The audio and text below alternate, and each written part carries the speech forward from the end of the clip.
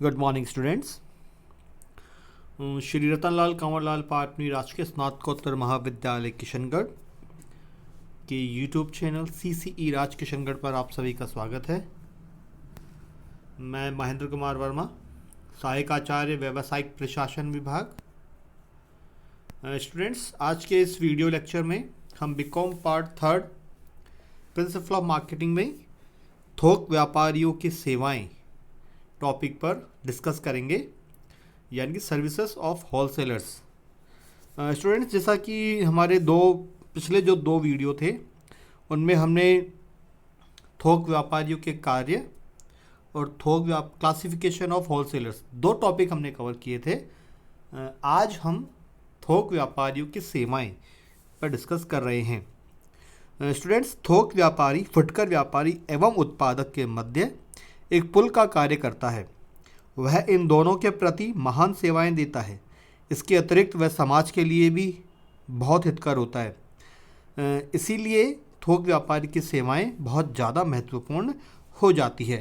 तो आज के इस वीडियो में हम ये देखेंगे या अध्ययन करेंगे कि जो थोक व्यापारी है वह किन किन के प्रति अपनी सेवाएं देता है या वह किन किन के प्रति जिम्मेदार है। तो पहला जो पॉइंट है, उत्पादकों अथवा निर्माताओं के प्रति सेवाएं कि एक जो होलसेलर है थोक व्यापारी वह उत्पादकों या निर्माताओं के प्रति क्या सेवाएं देता है।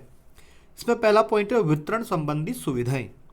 तो थोक व्यापारी निर्माताओं अथवा उत्पादकों को छोटी छोटी मात्रा में माल वितरण की समस्त समस्याओं से मुक्त कर देता है। इससे निर्माता अथवा उत्पादक अपने उत्पादन में अधिक कुशलता प्राप्त कर सकते हैं। दूसरा बिंदु है बाजार सूचना संबंधी सुविधाएं। थोक व्यापारी दूसरी महत्वपूर्ण सेवा यह करता है कि बाजार संबंधी सभी सूचनाएं उत्पादकों को सही समय पर दे देता है। इन सूचनाओं के आधार पर ही उत्पादक अपने उत्पादन का निर्माण करते हैं या भविष्य का निर्धारण तय करते हैं। थर्ड पॉइंट है बड़े पैमाने पर उत्पादन। क्योंकि थोक व्यापारी उत्पादक को उसके माल के वितरण की समस्या से मुक्त कर देता है और अकेला ही भारी मात्रा में माल का क्रय करता है, इससे बड़े पैमाने पर उत्पादन को प्रोत्साहन मिलता है। नेक्स्ट पॉइंट है मौसमी वस्तुओं का सदैव उत्पादन संभव। थोक व्यापारी उत्पादक से माल का क्रय कर स्टॉक कर लेता है। जो उद्योग मौसमी वस्तुओं का उत्पादन करते हैं और उनका माल मौसम के अभाव में नहीं बिकता, उस मौसम में उस उद्योग का माल थोक व्यापारी स्टॉक करके रख लेता है। इससे मौसम के अभाव में भी कारखानों में उत्पादन होता रहता है। अगला पॉइंट है वित्तीय सहायता। थोक व्यापारी प्राय उत्पादकों को माल के क्रयादेश के साथ ही माल के मूल्य का अग्रिम भुगतान भी कर देते हैं। इससे उत्पादक को काफ़ी वित्तीय सहायता मिल जाती है। अगला है माल के संग्रह से मुक्ति। प्राय थोक व्यापारी जब माल का क्रय आदेश भेजता है तभी उत्पादक माल का उत्पादन या निर्माणी कार्य करता है। अतः जो ही माल तैयार होता है त्यों ही उत्पादक थोक व्यापारी के पास माल भेज देता है। इसके परिणाम स्वरूप उत्पादक को माल के संग्रह से मुक्ति मिल जाती है। अगला पॉइंट है मूल्य स्थिरीकरण। थोक व्यापारी मूल्य की घटा बढ़ी को रोकने में सहायता पहुंचाते हैं। वे मंदी के समय माल संग्रह करते हैं और भावों में वृद्धि के समय बाजार में माल का विक्रय करते हैं। इससे मूल्य स्थिरीकरण बना रहता है। अगला है विदेशी व्यापारियों के संपर्क से लाभ। कई बड़े बड़े थोक व्यापारी अनेक देशों से माल का आयात तथा निर्यात करते हैं। इससे उत्पादक के माल का प्रचार होता है। इसके अतिरिक्त उत्पादक को विदेशी व्यापार में अपने माल की स्थिति का ज्ञान हो जाता है तथा माल का निर्यात करना भी संभव हो जाता है। अगला पॉइंट है 9वां या 9th पॉइंट, माल का प्रमापीकरण तथा श्रेणीयन। स्टूडेंट्स, थोक व्यापारी माल का प्रमापीकरण एवं श्रेणीयन भी करते हैं। इससे माल के गुण एवं किस्म के प्रति लोगों का विश्वास बढ़ता है। नेक्स्ट पॉइंट है विज्ञापन तथा विक्रय संवर्धन। थोक व्यापारी उत्पादक के माल का विज्ञापन करता है।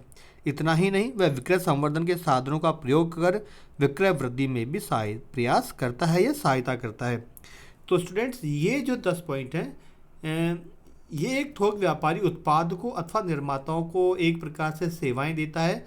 इन सेवाओं के आधार पर ही जो उत्पादक और निर्माता है वो भविष्य की अपनी योजनाएं बनाते हैं। नेक्स्ट है फुटकर व्यापारियों के प्रति सेवाएं, यानी कि एक जो थोक व्यापारी है वो फुटकर व्यापारियों को क्या क्या सेवाएं देते हैं। पहला है आवश्यकता अनुसार माल की पूर्ति। थोक व्यापारी की ओर से फुटकर व्यापारी को सर्वप्रथम यह सेवा प्राप्त होती है कि वह फुटकर व्यापारी को आवश्यकता अनुसार माल की पूर्ति कर देता है। क्योंकि व्यापारी माल का संग्रह करके रखता है अतः आवश्यकता पड़ते ही माल की पूर्ति तुरंत कर देता है। दूसरा पॉइंट है विभिन्न उत्पादकों के संपर्क से मुक्ति। चूँकि थोक व्यापारी प्राय विभिन्न उत्पादकों एवं निर्माताओं के माल को अपने पास संग्रह करके रखते हैं और फुटकर व्यापारियों की आवश्यकता अनुसार पूर्ति कर देते हैं, अतः फुटकर व्यापारियों को विभिन्न उत्पादकों एवं निर्माताओं से संपर्क स्थापित करने की आवश्यकता नहीं रहती। अगला पॉइंट है उचित मूल्य। थोक व्यापारी जब विभिन्न उत्पादकों से भारी मात्रा में माल क्रय करके पुनः वितरण करता है तो आशा यह की जाती है कि थोक व्यापारी का वितरण खर्च भी कम ही होगा। इससे फुटकर व्यापारियों को भी उचित मूल्य पर वस्तुएं मिल सकने की आशा की जा सकती है। नेक्स्ट पॉइंट है साख सुविधाओं की उपलब्धि। थोक व्यापारी फुटकर व्यापारियों को छोटी छोटी मात्रा में उधार माल क्रय करने की सुविधा प्रदान करते हैं, जिससे कि उनकी साख सुविधाएं उनको प्राप्त होती हैं। अगला पॉइंट है वस्तुओं का चयन। थोक व्यापारी कई उत्पादकों द्वारा उत्पादित वस्तुओं का व्यापार करता है, अतः फुटकर व्यापारी उसी उत्पादक की वस्तु का चयन कर सकता है जिसको ग्राहक चाहता है। नेक्स्ट है विज्ञापन सेवाएं। थोक व्यापारी माल के विस्तृत एवं पर्याप्त विकास के साधन काम में लाते हैं। इससे माल के मांग में वृद्धि होना संभव है। उन सभी फुटकर व्यापारियों को विज्ञापन सेवाओं का लाभ होता है जो विज्ञापित वस्तुओं का विक्रय करते हैं। अगला है नवनिर्मित वस्तुओं की जानकारी। जब निर्माता किसी नई वस्तु का निर्माण करते हैं तो सर्वप्रथम वह नई वस्तु थोक व्यापारी के पास ही आती है। थोक व्यापारी अपने फुटकर व्यापारियों को उस वस्तु के बारे में बताता है।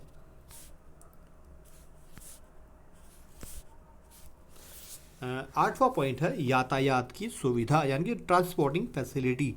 कभी कभी थोक व्यापारी फुटकर व्यापारियों को यातायात आदि की सुविधाएं भी प्रदान करते हैं। ये सुविधाएं प्राय आकस्मिक समय पर ही दी जाती हैं, जिससे आकस्मिक समय पर माल तुरंत पहुंचाया जा सके। जहां थोक व्यापारी स्थानीय होते हैं, उनके विक्रयकर्ता व्यक्तिगत रूप से फुटकर व्यापारियों के पास जाकर ऑर्डर प्राप्त कर लेते हैं और तत्पश्चात माल उनकी दुकान पर पहुंचा दिया जाता है। अगला है प्रबंधकीय सेवाएं तथा परामर्श। थोक व्यापारी फुटकर व्यापारी को कई प्रकार की प्रबंधकीय सेवाएं जैसे क्रय विक्रय विज्ञापन बाजार संबंधी बातों पर विशेष परामर्श एवं सेवाएं देते हैं। 10th पॉइंट है माल का संग्रह करने से मुक्ति। थोक व्यापारी फुटकर व्यापारियों को एक महत्वपूर्ण सेवा यह भी प्रदान करता है कि उसे माल संग्रह करने की सभी झंझटों से मुक्ति मिल जाती है। आवश्यकता अनुसार छोटी छोटी मात्रा में जब चाहे थोक व्यापारी से माल का क्रय किया जा सकता है। अगला है जोखिमों से मुक्ति। व्यापारियों को कई प्रकार की जोखिम उठानी पड़ती है, परंतु थोक व्यापारी फुटकर व्यापारियों को मूल्य के उतार चढ़ाव, माल के खराब होने, बेकार हो जाने, मांग कम हो जाने आदि सभी प्रकार की जोखिमों से बचाता है। वह वापसी पर माल का क्रय करता है, अतः विक्रय नहीं होने पर फुटकर व्यापारी माल वापस लौटा देते हैं। इससे स्पष्ट है कि फुटकर व्यापारी को कई महत्वपूर्ण व्यापारिक जोखिमों से थोक व्यापारी मुक्त कर देता है। अगला पॉइंट है माल का श्रेणीयन एवं पैकिंग की सुविधा। कई थोक व्यापारी ऐसे भी होते हैं जो अपने उत्पादक से माल बिना श्रेणीयन या पैकिंग किया हुआ प्राप्त करते हैं, किंतु थोक व्यापारी फुटकर व्यापारियों को इसी प्रकार इसी दशा में माल का विक्रय नहीं करते। वे माल का श्रेणीयन एवं पैकिंग दोनों करते हैं, जिससे फुटकर व्यापारी को माल के विक्रय करने में बहुत बड़ी सुविधा मिलती है। अगला है क्रय संवर्धन में सहायता। विज्ञापन के अतिरिक्त थोक व्यापारी फुटकर व्यापारियों को विक्रय संवर्धन के लिए भी सहायता देता है।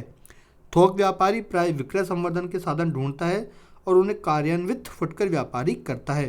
परिणाम स्वरूप उन दोनों क्रमशः थोक व्यापारी एवं फुटकर व्यापारी को लाभ मिलता है। कभी कभी आवश्यकता पड़ने पर थोक व्यापारी अपने विक्रयकर्ताओं को भी फुटकर व्यापारी के काउंटर पर भेजकर विक्रय संवर्धन में सहायता करता है। नेक्स्ट पॉइंट है विक्रय प्रशिक्षण। कभी कभी थोक व्यापारी फुटकर व्यापारियों के विक्रयकर्ताओं के प्रशिक्षण की व्यवस्था भी करते हैं, जिससे फुटकर व्यापारी अपने अधिकाधिक विक्रय के लक्ष्य को प्राप्त करने में समर्थ हो पाते हैं। नेक्स्ट पॉइंट है समाज के प्रति सेवाएं, यानी कि होलसेलर यानी कि थोक व्यापारी है, उसका समाज के प्रति उसकी क्या क्या सेवाएं हैं। पहला है रुचि के अनुकूल वस्तुओं की प्राप्ति। चूँकि थोक व्यापारी अपने उत्पादकों की वस्तुओं की संग्रह करके रखता है, फुटकर व्यापारी उन वस्तुओं में से अपने ग्राहकों को इच्छानुसार वस्तु का क्रय करके अपनी दुकान पर रखता है। इससे समाज के व्यक्तियों को अपनी रुचि के अनुसार वस्तुओं की प्राप्ति होती है। दूसरा पॉइंट है समान मूल्य। प्राय एक क्षेत्र में एक ही थोक व्यापारी नियुक्त किया जाता है और सभी फुटकर व्यापारियों को समान मूल्य पर वस्तुओं का वितरण करता है। परिणाम स्वरूप समाज के सभी व्यक्तियों को समान मूल्य पर वस्तुओं की उपलब्धि संभव है। नेक्स्ट पॉइंट है उचित मूल्य। थोक व्यापारी कम लाभ पर माल का विक्रय करता है तथा कभी कभी फुटकर व्यक्तियों द्वारा लिए जाने वाले मूल्यों पर भी नियंत्रण करता है। कभी कभी तो थोक व्यापारी वस्तु की पैकिंग पर ही वस्तु का मूल्य लिख देते हैं। परिणाम स्वरूप फुटकर व्यापारी को मुनाफाखोरी का अवसर नहीं मिल पाता और ग्राहकों को उचित मूल्य पर वस्तुएं उपलब्ध हो जाती हैं। फोर्थ पॉइंट है विशिष्टीकरण का लाभ। थोक व्यापारी उत्पादकों से भारी मात्रा में माल क्रय करके बड़े पैमाने के उत्पादन पर विशिष्टीकरण के लिए प्रेरित करता है। फलस्वरूप समाज को अपनी अच्छी वस्तुएं कम मूल्य पर उपलब्ध हो जाती हैं। फिफ्थ पॉइंट है बाजार अनुसंधान का लाभ। आजकल थोक व्यापारी बाजार अनुसंधान करते हैं। इससे समाज की आवश्यकताओं, पसंद नापसंद, इच्छा आदि का ज्ञान प्राप्त करके उत्पादक को उसी प्रकार के माल के उत्पादन की सलाह देते हैं। परिणाम स्वरूप समाज को अपनी इच्छानुसार आवश्यकता की वस्तुएं उपलब्ध हो जाती है। छठा है मूल्यों में घट बढ़ पर रोक। यह सर्वविदित है कि थोक व्यापारी माल का संग्रह करके रखता है। जब मूल्य गिरने लगते हैं तो माल का विक्रय बंद कर देता है और जब मूल्य बढ़ने लगते हैं तो माल अधिकाधिक मात्रा में विक्रय के लिए बाजार में रखता है। इससे मूल्य में घट बढ़ नहीं हो पाती और समाज के जीवन स्तर में किसी प्रकार का विपरीत प्रभाव नहीं पड़ता। और लास्ट पॉइंट है विज्ञापन। थोक व्यापारी वस्तु का विज्ञापन करते हैं, इससे अनेक लाभ समाज को प्राप्त होते हैं। तो आज के इस वीडियो में इतना ही।